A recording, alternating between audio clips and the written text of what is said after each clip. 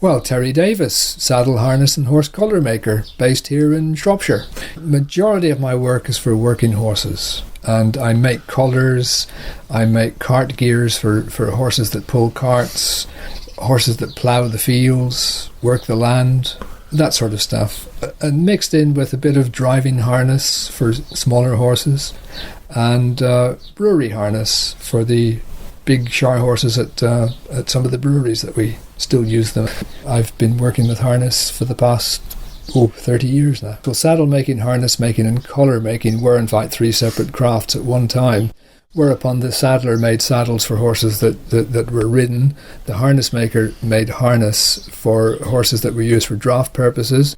And of course the collars, they were used, they're the main ingredient for a set of draft harness, and that was a separate trade altogether.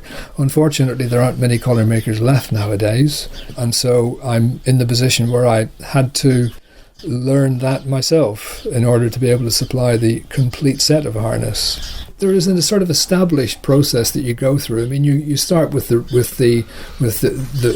leather that comes to you in sheets, as it were, you see, and it's either the full length of the animal or it's shortened sections off.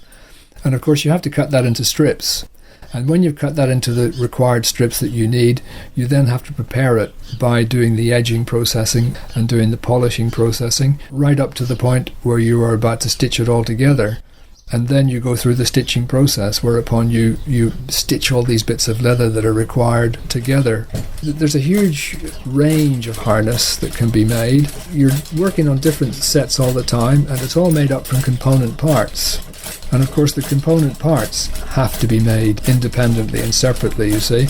And when you've made up all the component parts, then you bring them all together in the final process that turns it into a complete set of harness. Yes, it has become harder over the period of time that I've been doing it, because how difficult it is now to get some of the fittings that are required, the metal fittings, the brass fittings, the wood fittings. 9 times out of 10 now I have to have these bits made up specially, quite simply because they're no longer available. Harness making, it dates back well over 1,000 years, and it was about 1,000 years ago that it became established, because it was the introduction of the full neck collar that was the important ingredient that made harness complete.